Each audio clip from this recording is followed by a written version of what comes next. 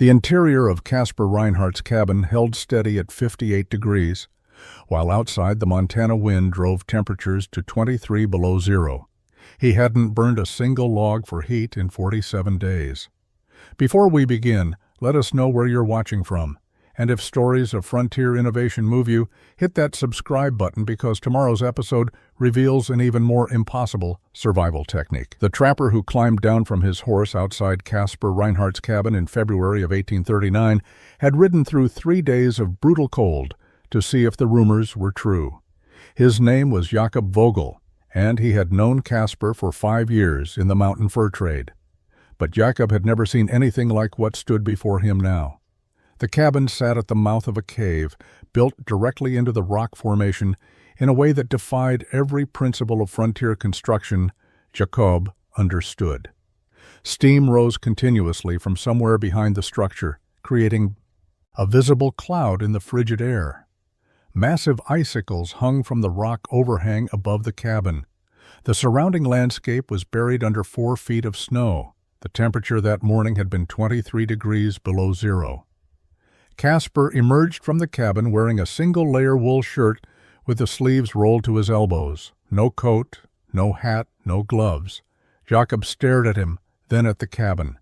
The visual contradiction made no sense. It was the dead of winter in the Montana wilderness. No man walked around in shirt sleeves unless he had lost his mind, but Caspar looked perfectly comfortable. His hand was warm when Jakob shook it. Not cold, not even cool. Genuinely warm, as if Caspar had been sitting beside a fire. Jakob followed Caspar toward the cabin.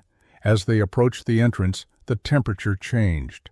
Within 10 feet of the door, Jakob could feel warmth radiating from the structure. Not the dry heat of a fire, but something else. Something that seemed to emanate from the ground itself and the rocks surrounding the cabin. Caspar opened the door, and heat rolled out like a physical presence. Jakob stepped inside and stopped. The interior was genuinely warm, not barely survivable like most winter cabins where men huddled near fires. Truly warm, the kind of warmth that made a man want to remove his coat. Jakob looked around for the source. There was a small fireplace in one corner, but it was cold. No fire burned. No coals glowed. The hearth looked like it hadn't been used in weeks. Yet the cabin was warmer than any structure Jakob had ever entered during a Montana winter. Caspar watched him process the impossibility. He said nothing, just waited while Jakob examined the cabin, touching the walls, checking the fireplace, looking for the heat source he knew had to exist somewhere. Finally, Jakob turned to face his old friend and asked the question that had brought him 3 days through killing cold. How is this possible? Caspar's expression shifted into something Jakob couldn't quite read. It wasn't pride exactly. It was the look of a man who had discovered something important and was still somewhat amazed by it himself. He gestured toward the back wall of the cabin, where steam could be seen rising through gaps in the rock formation. The answer, Caspar said, began 3 years earlier with the death of Wilhelm Schaefer and a realization about the fatal weakness in how mountain men survived winter. Spring of 1836 arrived late in the Montana high country. Caspar Reinhardt and his partner, Wilhelm Schaefer, had been working their trap lines along the tributaries of the Madison River since the previous autumn. They were competent trappers, careful with their supplies, and conservative in their risks. Wilhelm was a German immigrant who had come west 7 years earlier with dreams of fortune in the fur trade. He had found modest success and had partnered with Caspar because they shared similar temperaments. Both men were methodical. Both avoided unnecessary chances. Both understood that survival in the mountains required constant attention to details that less experienced trappers ignored. Their cabin that winter was typical of the era. They had built it in 4 days the previous October, selecting a location near good trapping water with adequate timber for construction and firewood. The structure followed standard patterns because standard patterns worked well enough most of the time. Logs notched at corners, chinked with moss and mud, A single door facing south, one small window covered with oiled rawhide, and a dirt floor packed hard from use. The fireplace was simple stone and mud construction, adequate for cooking and heat. They had stacked firewood against the north wall, enough to last through winter if they were careful. April 14th of 1836 began unremarkably. The winter had been harsh, but not exceptional. Caspar and Wilhelm had survived it without serious incident. Their fur catch was good.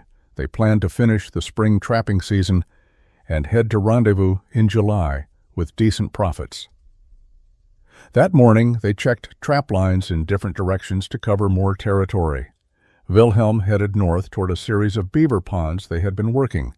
Caspar went east to check sets along a creek drainage. They expected to meet back at the cabin by afternoon. The weather changed with brutal suddenness.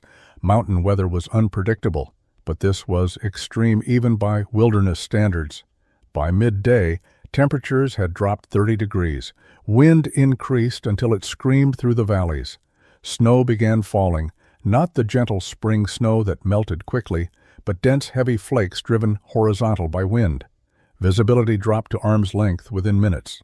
Caspar abandoned his trapline and headed back to the cabin, navigating by landmarks he had memorized. The storm intensified as he traveled. What should have been a 2-hour walk took nearly 4 hours as he fought through deepening snow and disorienting wind. He reached the cabin as darkness fell. The structure appeared as a dark shape in the blizzard. Caspar pushed through the door, expecting to find Wilhelm already there with a fire going. The cabin was empty. The fireplace was cold. Wilhelm's gear sat where he had left it that morning, but Wilhelm himself had not returned. Caspar built a fire immediately, both for warmth and as a beacon. The temperature inside the cabin dropped steadily despite the flames. He fed the fire constantly, waiting for Wilhelm to appear. The wind drove snow through gaps in the chinking. Cold penetrated everywhere. The fire's heat didn't reach directly. Caspar stayed awake through the night, maintaining the fire and listening for any sound of Wilhelm's return. Dawn brought no improvement in the weather. The blizzard continued with undiminished intensity. Caspar knew Wilhelm was in serious danger. His partner had been caught in the storm somewhere, north of camp with no shelter and limited supplies. The trapline Wilhelm had been checking was roughly 5 miles from the cabin. In good conditions, an easy walk. In these conditions, potentially impossible. But Caspar also knew that going out to search would likely result in 2 dead men instead of 1. The visibility remained near zero. The wind chill would kill an exposed man in hours.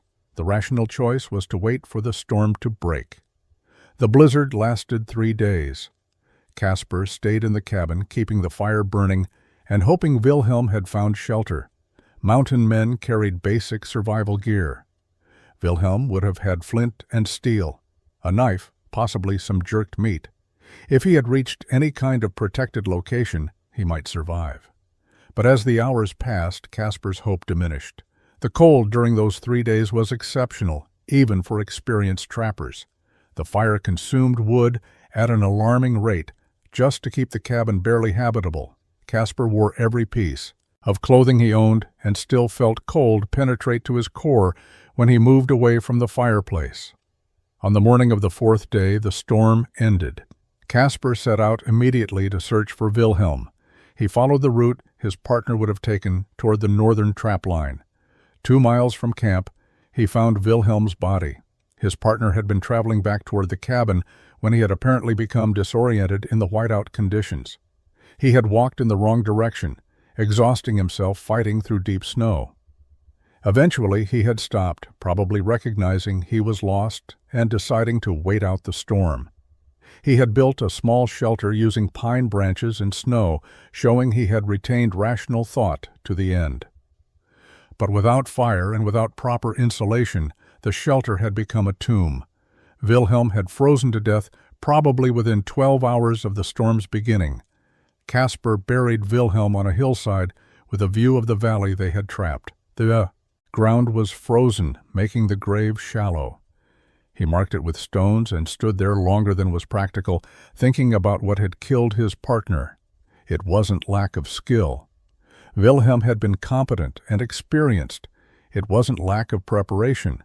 They had built their cabin properly and stocked adequate supplies. It wasn't bad decision-making. Wilhelm had done everything correctly, given the information available. What had killed Wilhelm was simply being caught away from shelter when extreme cold struck, combined with shelter that required fuel to function. That realization became an obsession. Caspar returned to the cabin and looked at it with new understanding. The structure only protected him as long as he could maintain fire. The wood stacked against the wall represented a finite resource. If the weather prevented gathering more wood, the supply would eventually run out. If injury or illness prevented him from maintaining the fire, the cabin would become as deadly as the open wilderness. The conventional wisdom was that mountain men needed good shelter and adequate firewood to survive winter. But Caspar now understood that this approach had a fundamental weakness. It made survival dependent on continuous fuel supply and continuous physical ability to process that fuel. Any interruption in either factor could be fatal. Summer of 1836 found Caspar Reinhardt traveling through territory most trappers avoided. The region that would later be known as Yellowstone was considered strange and potentially dangerous. The ground steamed in places where no fire burned. Water boiled from the earth without explanation. The smell of sulfur hung in certain valleys.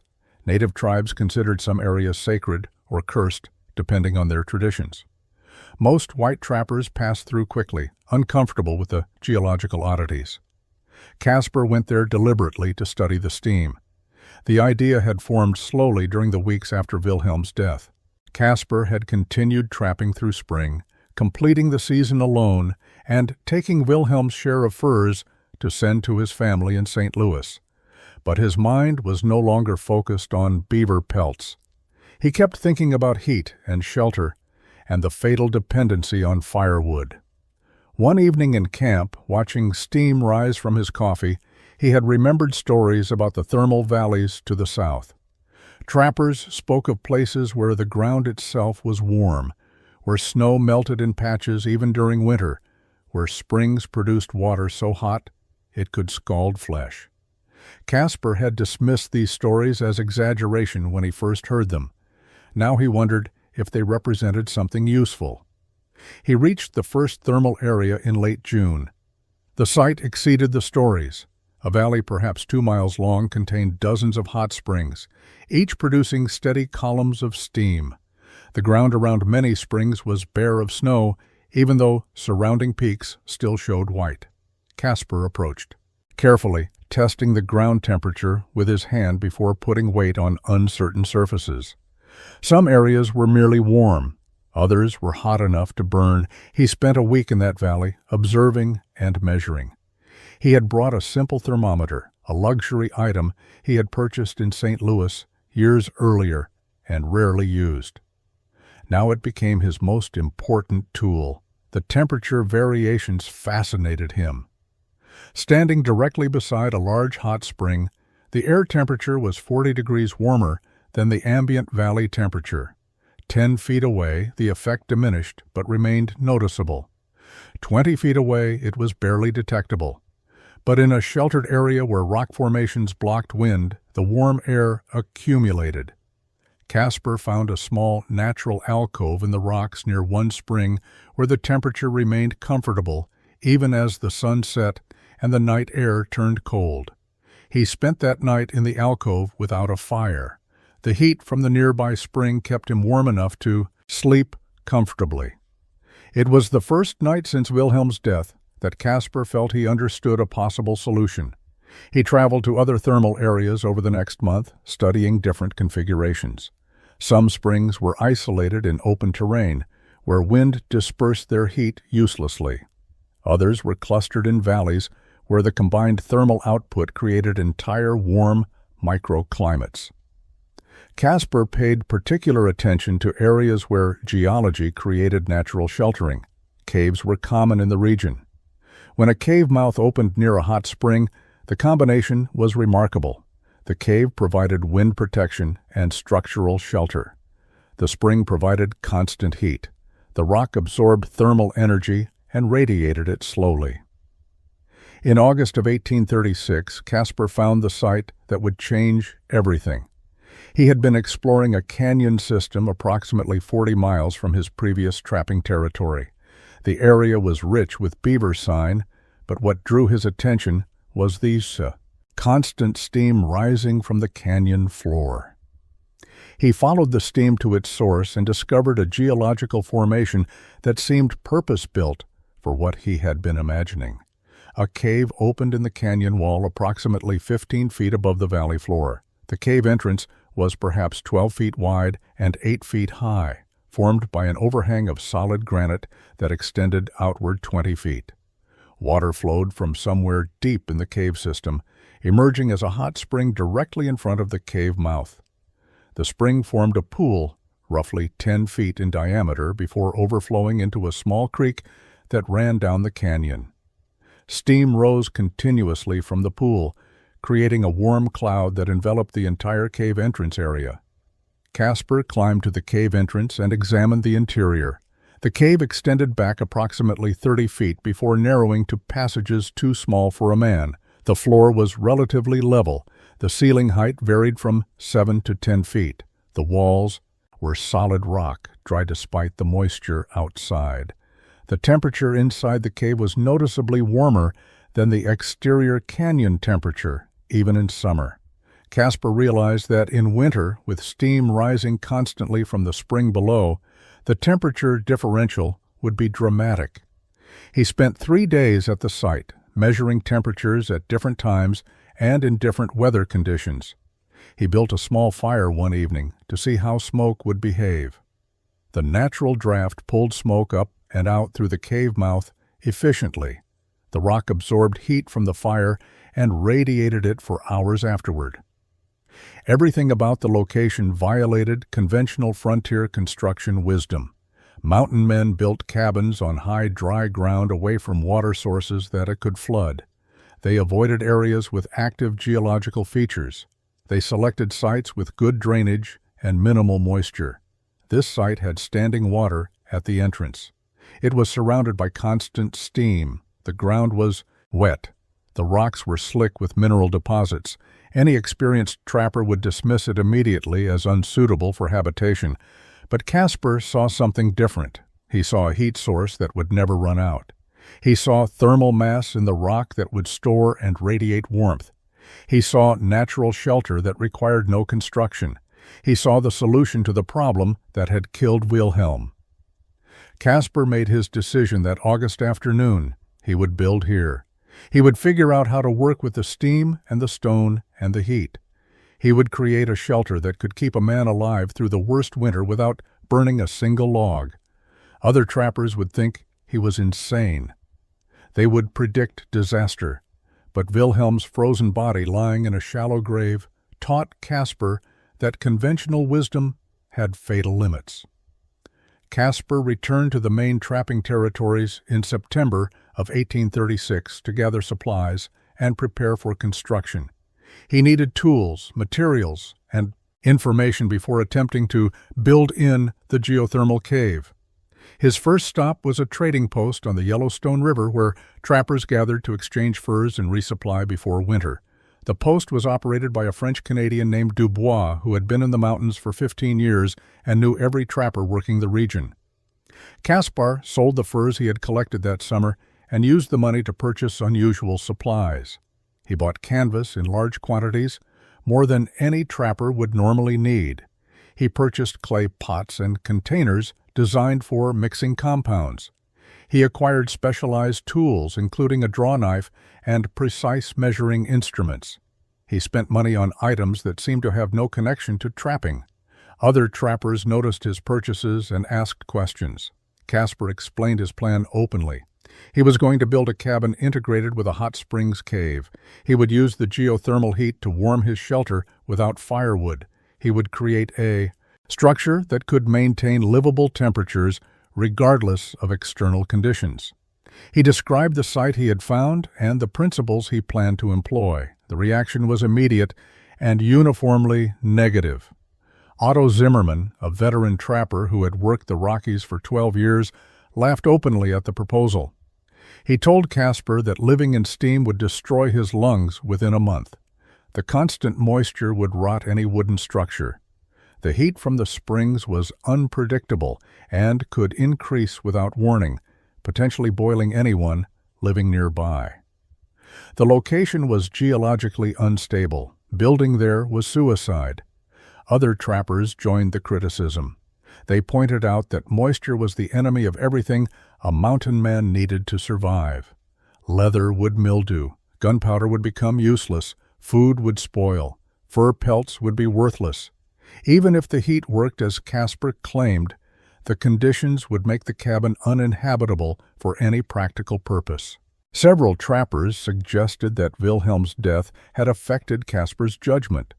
Grief could make a man do irrational things. Perhaps Casper should spend the winter in civilization, recover his perspective, and return to the mountains when he was thinking clearly. The suggestions were offered with genuine concern, but the underlying message was clear. Casper's plan was foolish and doomed to failure. Casper listened to the criticisms without arguing. He understood their perspective.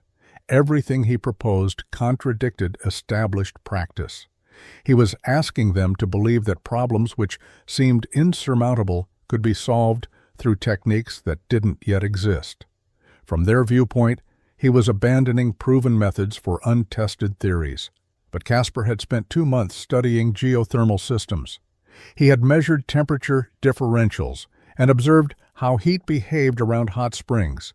He had found a specific site that offered exactly what he needed. The mockery didn't change.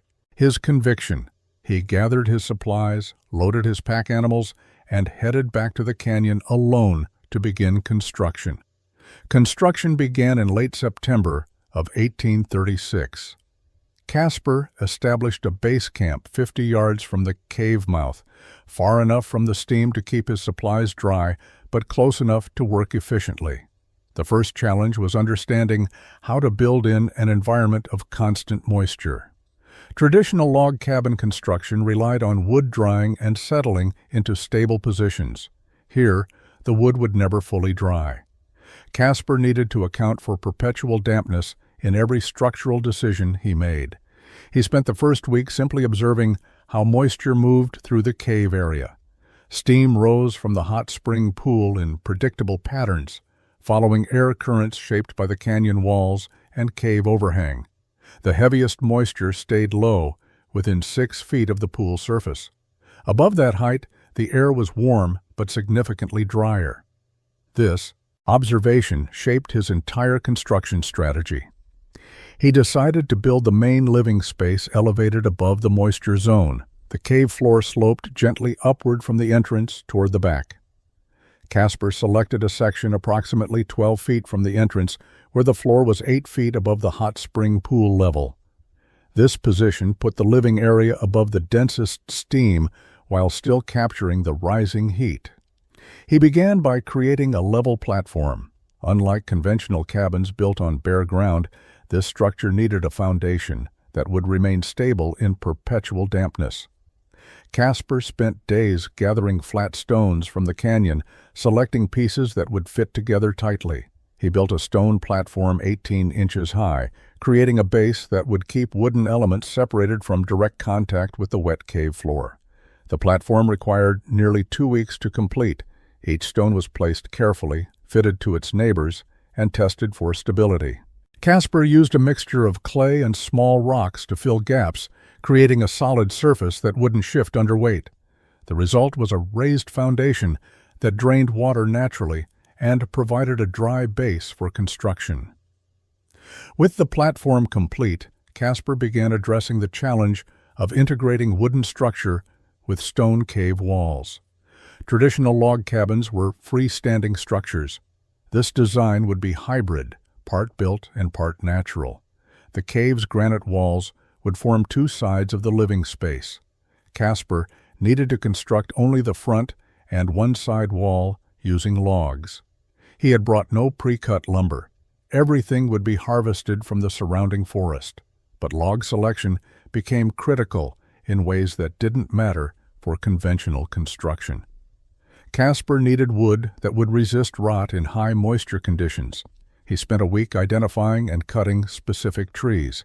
He chose dead standing timber that had already weathered for years, the wood seasoned, naturally and less prone to decay than green wood. He selected pieces with tight grain and minimal knots. Each log was stripped of bark immediately using his draw knife, a tedious process but necessary. Bark held moisture and promoted rot. Stripped logs would shed water more effectively and last longer in the steam environment. Transporting logs to the cave required solving problems unique to the site. The cave entrance sat 15 feet above the canyon floor with no easy access path. Casper constructed a ramp using smaller logs and stones, creating a gradual incline from the valley floor to the cave mouth. The ramp allowed him to drag logs up to the construction site, though each trip required significant effort.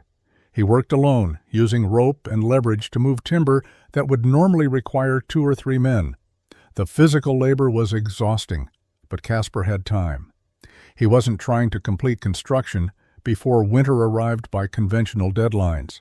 He was building something that would last decades and that required patience.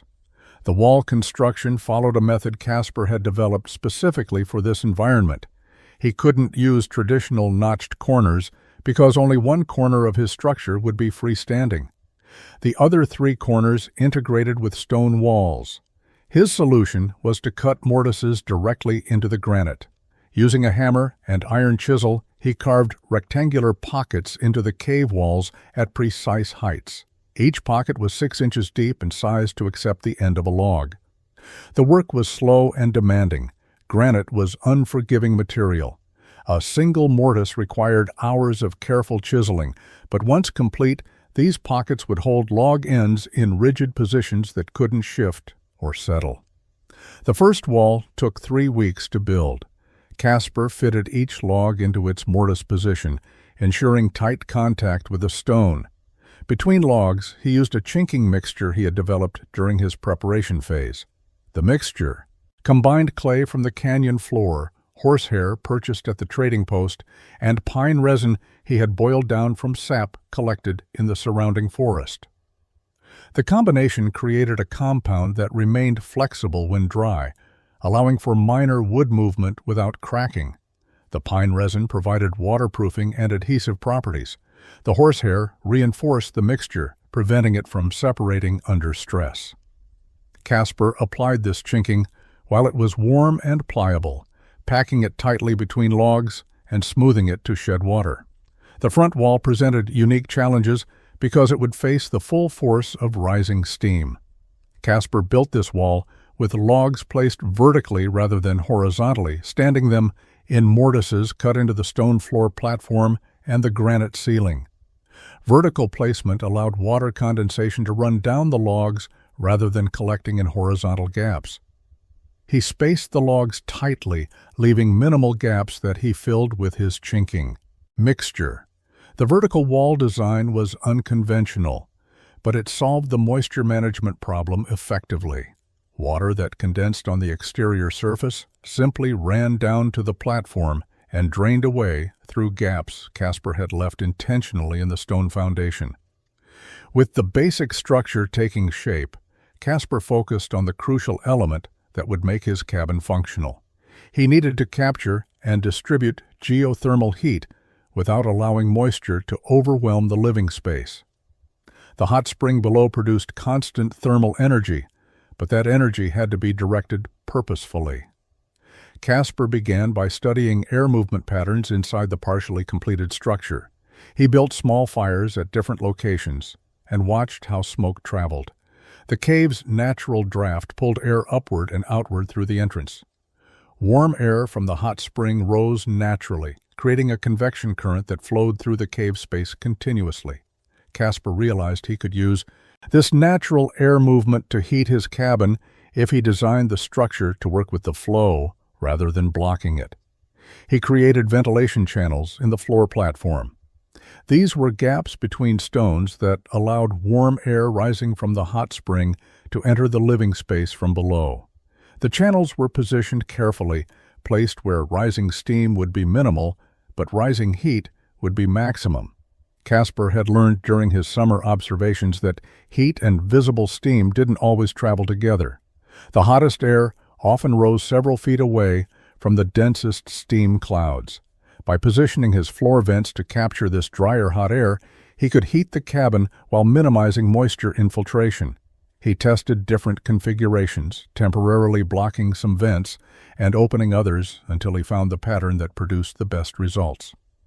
The granite walls became an essential part of his heating system. Stone has tremendous thermal mass, meaning it absorbs heat slowly, but releases it steadily over long periods. The cave walls were in constant contact with warm air rising from the spring. Over days and weeks, the granite absorbed this thermal energy. Once saturated with heat, the stone walls would radiate warmth into the cabin continuously, creating stable temperatures that wouldn't fluctuate with exterior weather changes. Casper enhanced this effect by creating a false wall along one section of the cave's interior. He built a vertical surface 18 inches away from the granite, creating a gap that would allow warm air to circulate behind the living space walls. The rising heat would flow through this gap, warming the stone more efficiently before venting out the top. Moisture management required equal attention. Casper built shelving along the upper portions of the walls where air was driest. He created a ventilation system that allowed moist air to escape while retaining heat. Near the ceiling, he installed adjustable wooden louvers that could be opened or closed to control airflow. When opened fully, they vented excess moisture. When partially closed, they retained heat while allowing just enough air circulation to prevent condensation buildup. The system required constant adjustment during the first months, but eventually Casper learned the precise settings needed for different weather conditions. Cold, dry days required minimal venting. Warmer, humid periods needed more air circulation to prevent moisture accumulation on surfaces. Living in proximity to constant steam created challenges that extended far beyond structural considerations. Every item a mountain man needed to survive could be damaged or destroyed by excessive moisture. Gunpowder would absorb humidity and become worthless. Leather goods would mildew and rot. Food supplies would spoil. Fur pelts, the source of income that justified enduring frontier hardships, would be ruined by dampness. Casper needed solutions for each category of vulnerable materials. He began with storage design. Conventional cabins used simple shelves or kept items in packs on the floor. Casper built an elaborate shelving system that created distinct climate zones within the cabin. The highest shelves, mounted near the ceiling in the driest air, were designated for gunpowder, ammunition, and paper goods. Middle-height shelves held clothing and fabric items. Lower shelves accommodated tools and equipment less vulnerable to moisture. But elevation alone wouldn't solve the problem. Casper needed to protect stored goods from the ambient humidity that pervaded the entire cave system. He designed sealed containers using techniques borrowed from maritime storage methods. Trappers who had worked on riverboats sometimes spoke of how cargo was protected during long water journeys. Casper adapted these concepts using available materials. He took the canvas he had purchased at the trading post and created bags lined with multiple layers. Between each canvas layer, he applied his pine resin mixture, creating a waterproof membrane. Once dried, these bags were genuinely moisture-resistant. Items stored inside remained dry even in the cabin's humid environment. He made bags in various sizes for different purposes. Large bags held clothing. Smaller ones protected powder and percussion caps. Food storage required different solutions. Dried meat and other preserved foods needed air circulation to prevent mold, but protection from excessive moisture. Casper built a smokehouse effect into one corner of the cabin. He created a small area where he could maintain a very low fire using green wood that produced smoke but minimal heat. The smoke served two purposes.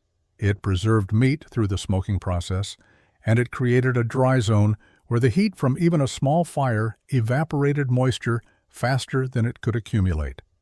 This area became his food storage zone. Meat hung from racks in the smoky air remained preserved and dry. The smoke also discouraged insects and provided a pleasant flavor to stored provisions. Fur pelts presented the greatest challenge. These represented Casper's income, and moisture damage could destroy months of work. He couldn't use the smoking method because smoke would damage fur quality. Instead, he built a specialized storage area in the driest section of the cave, far from the entrance where moisture concentration was lowest. He created frames that held pelts stretched and separated, allowing air circulation around each hide. He treated the storage area with mineral compounds he had found in the thermal region, substances that naturally absorbed moisture from the air. These hygroscopic minerals drew humidity away from the furs, keeping them dry enough to prevent damage, while Casper accumulated his seasonal catch. Otto Zimmermann arrived at Casper's construction site in late November of 1836. He had heard from other trappers that Casper was actually proceeding with his ridiculous plan to build in the steam cave. Otto felt obligated to see the disaster firsthand, partly from concern for an acquaintance and partly from curiosity about how badly the project had failed. He expected to find Casper living in miserable conditions, probably sick from the moisture, definitely ready to abandon the experiment. What he found instead confused him. The cabin was complete, not rushed or makeshift, but carefully constructed with attention to detail that exceeded most mountain man shelters. The structure integrated with the cave in ways Otto hadn't imagined possible. The logs weren't rotting, despite the constant steam. The interior, when Casper invited him inside, was dry enough to be comfortable. Otto examined everything with a critical eye, honed by 12 years of frontier survival. He tested the walls for stability. He checked the chinking for gaps. He looked at the storage systems and the floor construction. He noted the ventilation design and the heating channels. Technically, the craftsmanship was impressive, but Otto remained convinced the fundamental concept was flawed. He told Casper that the real test would come during deep winter. The moisture might seem manageable now in relatively mild conditions, but when extreme cold arrived and temperature differentials increased, condensation would become overwhelming. Ice would form on every surface. The cabin would become uninhabitable. Even if the geothermal heat worked as Casper claimed, the moisture would make living there impossible. Casper didn't argue. He simply explained the systems he had built and the principles behind them. He showed Otto the climate zones he had created for different storage needs. He demonstrated how the ventilation louvers controlled moisture while retaining heat. He walked Otto through his observations about heat-rising patterns and thermal mass in the stone walls. Otto listened, but remained skeptical. Theory was one thing, surviving a Montana winter was another. He had seen, too, many good ideas fail when confronted with the reality of 40 below zero temperatures and weeks of continuous storms. Casper's engineering might be clever, but Otto predicted it wouldn't withstand genuine winter conditions. Before leaving, Otto made Casper a straightforward offer. When winter proved the cabin uninhabitable, Casper was welcome to move to Otto's camp 15 miles north. Otto had a standard but solid cabin with good firewood supplies and room for a second man. The offer was genuine. Otto didn't want Casper to die from stubbornness. He expected that by January, Casper would recognize his mistake and need somewhere to go. Casper thanked him for the offer, but said he wouldn't need it. Otto shook his head at such confidence and rode away, certain he would see Casper again before spring. The cabin would fail, and Casper would learn the hard way that conventional methods existed because they worked. December of 1836 brought the first serious test of Casper's geothermal cabin. Temperatures dropped steadily as winter established itself across the Montana high country. Snow accumulated in the canyon, transforming the landscape into the harsh environment that killed unprepared men with brutal efficiency. Casper moved his supplies into the completed cabin and settled in to discover what worked and what needed adjustment. The first week revealed problems he hadn't anticipated.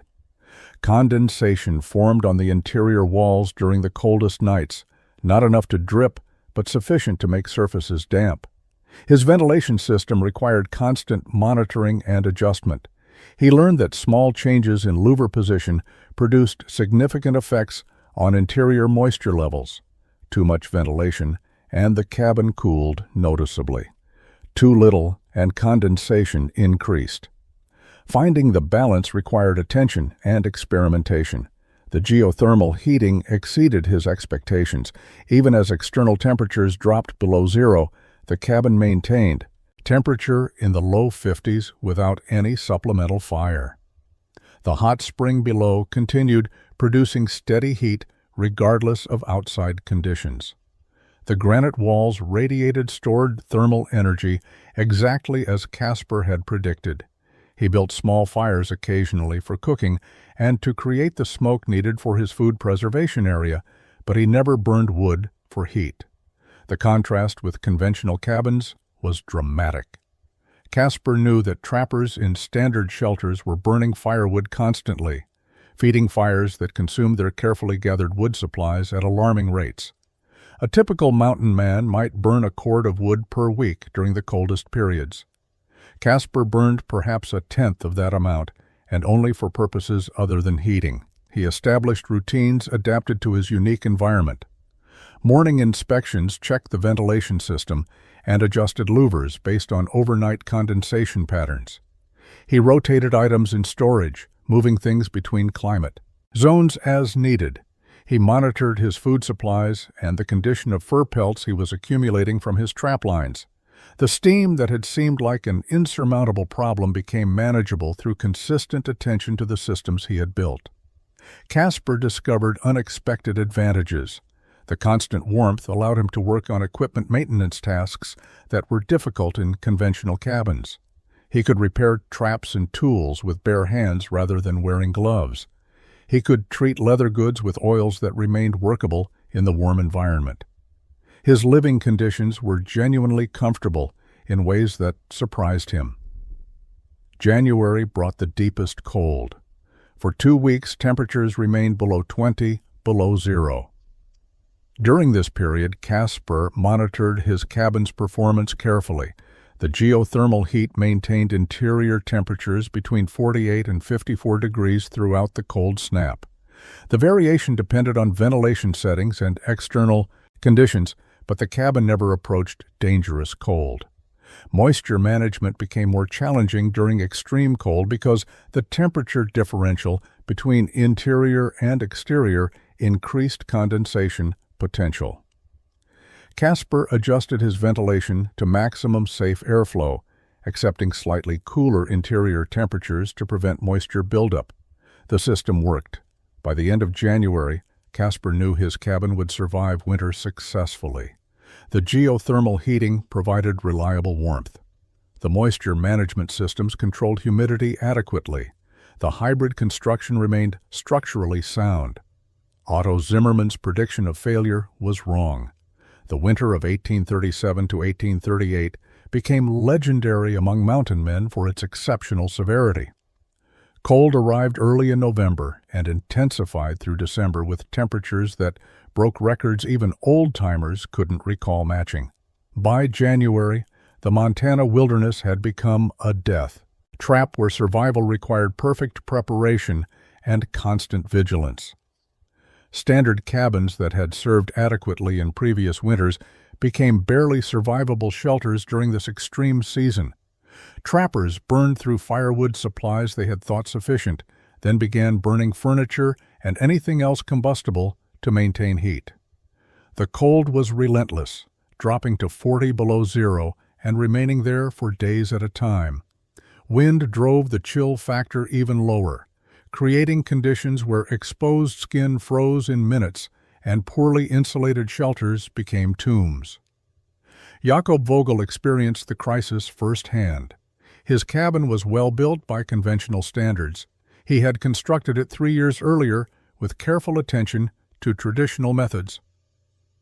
The walls were solid, properly chinked, and had weathered multiple winters successfully. He had stacked firewood in massive quantities, gathering and storing what he believed was more than adequate supply. But this winter consumed wood faster than he had imagined possible. By mid-January, Jakob was burning 3 times his normal daily wood consumption just to keep interior temperatures above freezing. His woodpile diminished at an alarming rate. Simple mathematics revealed he would run out of fuel before winter ended. The realization was terrifying. Without wood, his cabin would become as cold as the exterior wilderness. He would freeze to death in his own shelter. Jakob began rationing fire, allowing the cabin temperature to drop during parts of the day and maintaining heat only during sleeping hours. The strategy extended his wood supply but made daily life miserable. Everything in the cabin froze. Water buckets became solid ice. Food supplies froze so hard they required thawing before consumption. His hands developed chilblains from constant exposure to cold. He wore every piece of clothing he owned and still shivered through the days. Other trappers faced similar conditions. The brutal winter was killing. Men across the territory, some froze to death when their firewood ran out. Others died trying to gather more wood in lethal conditions. A few abandoned their cabins and tried to reach civilization, dying in the wilderness during the journey. In early February, Jacob's situation became critical. His firewood supply reached levels that would last perhaps 10 more days with strict rationing. The weather showed no signs of improvement. He faced a choice between staying in his cabin and hoping the wood lasted until spring, or attempting to travel to another trapper's camp to seek help. Both options were dangerous. Staying might mean freezing when the wood ran out. Traveling in these conditions could mean dying in the wilderness. Jakob decided to travel.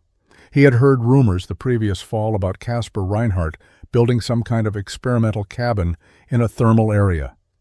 The rumors had been dismissed as exaggeration or insanity, but Jakob was desperate enough to investigate. If Caspar was still alive and had shelter, perhaps he would share it. Jakob loaded minimal supplies, left his cabin, and began traveling toward the location where he believed Caspar had built. The journey was brutal. 3 days of fighting through deep snow and killing cold brought Jakob to the edge of collapse when he finally reached the canyon where steam rose in visible columns. Jakob Vogel approached Caspar's cabin on the afternoon of February 8, 1838, in a state of near hypothermia. The contrast between his condition and what he found at the geothermal cave was so extreme, he initially questioned his own perception. Steam rose from the hot spring pool in thick clouds. The entire cave entrance area was wrapped in warm moisture that felt like salvation after 3 days in lethal cold. Jakob stumbled toward the cabin door and found Caspar emerging to greet him. Caspar wore a single-layer shirt and regular trousers. No heavy coat, no fur hat. He looked comfortable and well-fed, showing none of the gaunt desperation that marked men surviving on the edge of starvation and freezing. Jakob collapsed near the entrance, unable to speak, his entire body shaking from cold and exhaustion. Caspar brought Jakob inside and began the careful process of warming a severely chilled man. He knew that warming too quickly could be as dangerous as the cold itself. He settled Jakob near one of the floor vents where warm air rose steadily but not intensely. He gave him small amounts of warm water, not hot, allowing Jacob's core temperature to rise gradually. Over the next hour, Jakob recovered enough to speak coherently. He explained his situation. His wood had nearly run out. His cabin was uninhabitable. He had come seeking help, expecting to find Caspar in similar desperate conditions, but hoping for any assistance. Instead, he found this: a genuinely warm cabin in the middle of the worst winter in memory. No fire burning for heat, just steady warmth rising from the earth itself. Through systems Jakob didn't understand but couldn't deny. As Jacob's condition improved, he began observing details. The cabin was dry despite the steam outside. Casper's supplies were well organized and showed no signs of moisture damage. Food stores were adequate. Fur pelts hung in good condition. Everything about the scene contradicted what Jacob thought he knew about surviving frontier winters. He asked Casper how this was possible. Casper explained patiently, walking Jacob through the principles of geothermal heating and the systems he had built to capture and manage that heat. The temperature inside the cabin, Casper said, had remained between 45 and 55 degrees throughout the winter. He had burned wood occasionally for cooking and food preservation, but never for heat. The hot spring provided constant thermal energy regardless of external conditions. Jacob spent 3 days recovering in Casper's cabin before he was strong enough to travel. During that time he witnessed the geothermal heating system functioning through the coldest period of the winter. External temperatures dropped to 43 below zero on February 10th. Inside Casper's cabin, the temperature held at 51 degrees. The differential was 79 degrees, exactly matching the claim that would later become legendary. Jacob measured it himself using Casper's thermometer, unable to believe the readings until he confirmed them multiple times. This was impossible by everything Jacob understood about frontier survival. Yet it was undeniably real. When Jacob finally left to return to his own cabin and salvage what remained of his trapping season, he carried knowledge that would spread through the mountain community and change how men thought about winter shelter. Spring of 1838 arrived late, after the brutal winter that had killed 11 trappers across the northern Rockies. As survivors gathered at trading posts to exchange furs and share stories, one topic dominated conversations. Jacob Vogel's account of Casper Reinhardt's geothermal cabin spread through the trapping community with the speed of wildfire. Most men initially dismissed the story as exaggeration, born from hypothermia and desperation. A cabin that stayed warm without fire seemed physically impossible. But Jacob insisted on every detail. He had measured the temperatures himself. He had spent 3 days in comfort while outside temperatures reached lethal extremes. Other men who knew Jacob's character vouched for his honesty and reliability. If Jacob said the cabin worked, then something extraordinary existed in that canyon. Otto Zimmermann heard the stories with particular interest and considerable skepticism. He had visited Casper's construction site in November of 1836 and predicted failure. Now, more than a year later, reports claimed not only had the cabin survived, but it had outperformed every conventional shelter in the territory during the worst winter in memory. Otto needed to see this himself. In late April, he organized a small group of trappers to visit Casper's location. 6 men made the journey, all experienced mountain men who understood construction and heating principles well enough to evaluate what Casper had built. They arrived expecting to find either exaggeration or some trick they could debunk. What they found instead was exactly what Jacob had described. Casper welcomed the group without defensiveness or pride. He showed them the entire system, explaining each element patiently. He demonstrated the floor vents that allowed geothermal heat to rise into the living space. He walked them through the ventilation design that managed moisture while retaining warmth. He showed them the storage zones organized by humidity levels and the waterproofing techniques he used for vulnerable supplies. He let them examine the hybrid construction where logs integrated with granite cave walls. Most importantly, he showed them the hot spring pool that provided constant thermal energy and explained the physics of how rising heat was captured and distributed. The trappers asked detailed questions. How much condensation formed overnight? How did he prevent ice buildup at the entrance? What happened when the external temperature dropped to extreme lows? Casper answered each question with specific observations from 2 winters of living in the cabin. Otto Zimmermann was the last to speak. He examined the chinking mixture, tested the structural integrity of the walls, and studied the ventilation system with the thoroughness of a man who had built dozens of cabins over 12 years. Finally, he turned to Casper and admitted he had been completely wrong. The cabin worked. The geothermal heating was genuine. The moisture management systems were effective. Everything Otto had predicted would fail had succeeded. He asked Casper if he would be willing to share his techniques with others. Casper said yes. The knowledge wasn't secret. If other men could benefit from what he had learned, he would teach them freely. Friedrich Keller approached Casper in May of 1838 with a specific request. Friedrich had been trapping in the territories west of Kaspar's Canyon for 4 years. He knew of a geothermal area approximately 30 miles from his current camp where hot springs emerged in a valley he regularly traveled through. The location had always seemed useless for habitation because of the moisture and steam. But after hearing about Casper's cabin and seeing it during the group visit with Otto Zimmermann, Friedrich recognized potential where he had previously seen only problems. He asked if Casper would help him evaluate the site and potentially build a similar structure.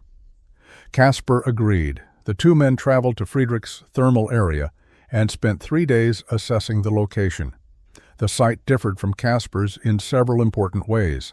There was no cave, just open hot springs in a meadow, surrounded by forest.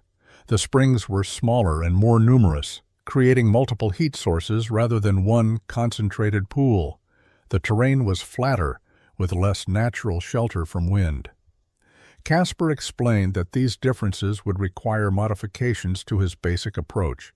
Without a cave, Friedrich would need to build a complete freestanding structure, but the principles of geothermal heating would still apply.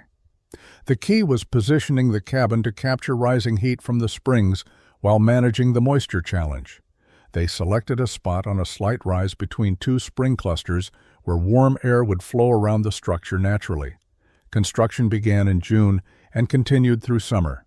Casper worked with Friedrich for the first month, teaching techniques and explaining principles. Then he returned to his own trapping territory, leaving Friedrich to complete the project using the knowledge he had gained.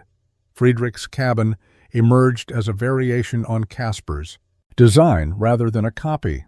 He built elevated floors to stay above the moisture zone. He used similar chinking mixtures and waterproofing methods. He created ventilation systems adapted to his specific site conditions. By September, Friedrich had a functioning geothermal cabin that demonstrated the techniques could be adapted to different locations and circumstances. The cabin wasn't as warm as Casper's because the heat sources were less concentrated, but it maintained temperatures 15 to 20 degrees above exterior conditions without burning fuel for heat. Word of Friedrich's successful construction spread further.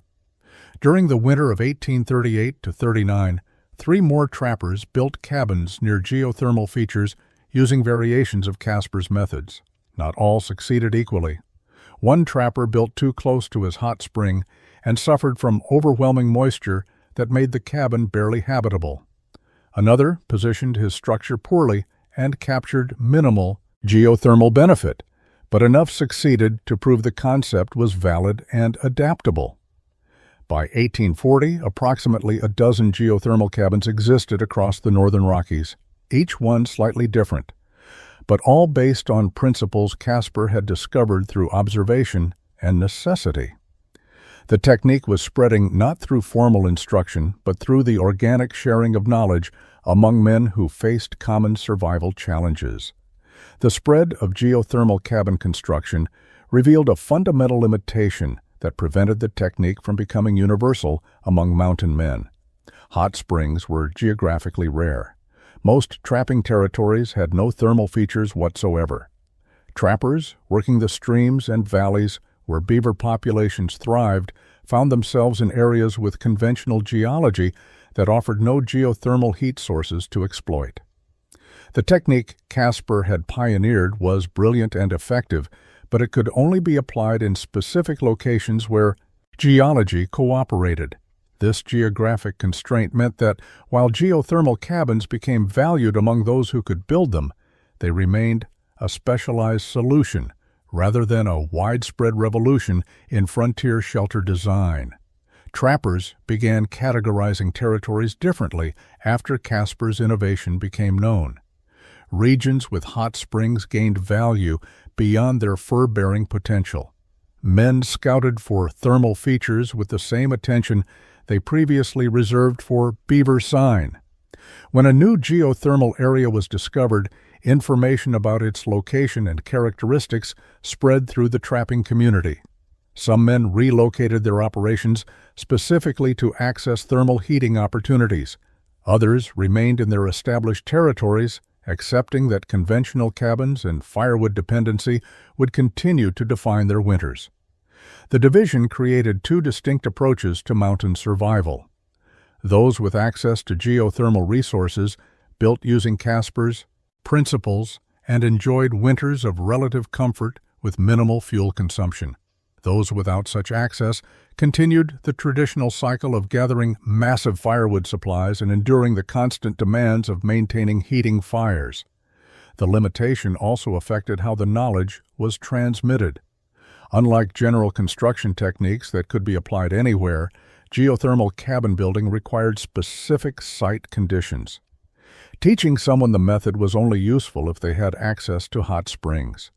This meant the expertise remained concentrated among a relatively small number of trappers working in thermal regions. Casper became recognized as the authority on the technique. Men seeking to build geothermal cabins would travel to his canyon to learn directly from him. He shared his knowledge freely, spending days or sometimes weeks helping others understand the principles and assess their particular sites. But he couldn't create hot springs where none existed. His innovation worked with nature's existing resources rather than overcoming their absence.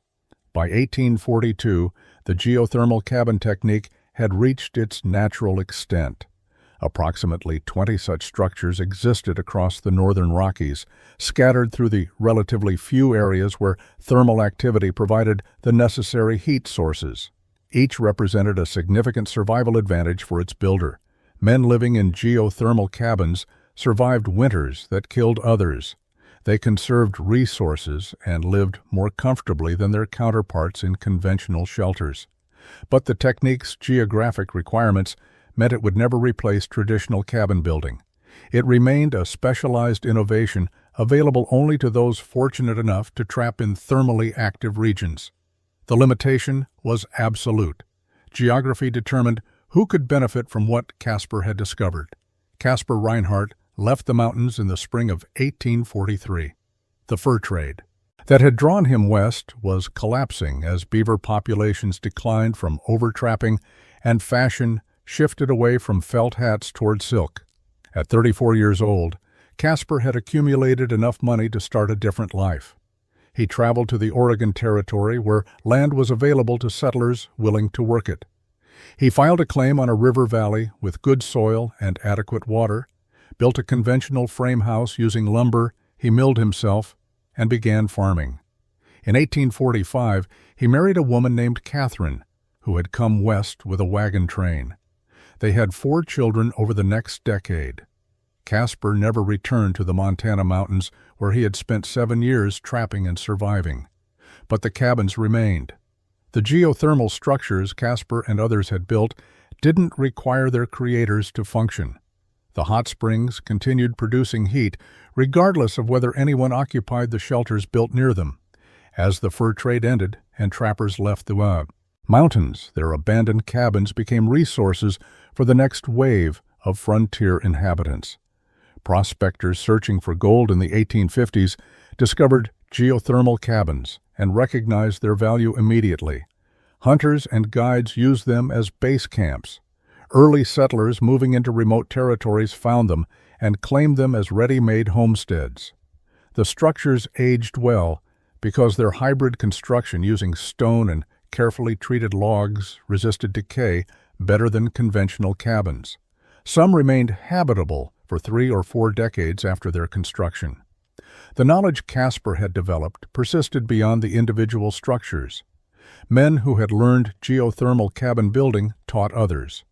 The technique appeared in scattered locations across the western territories wherever hot springs existed and someone needed shelter. By the 1860s, versions of the design showed up in areas Caspar had never visited, built by men who had learned the principles, second-hand or third-hand.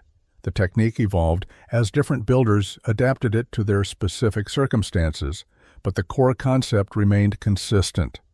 Work with the Earth's existing heat, rather than fighting to create warmth through fuel consumption.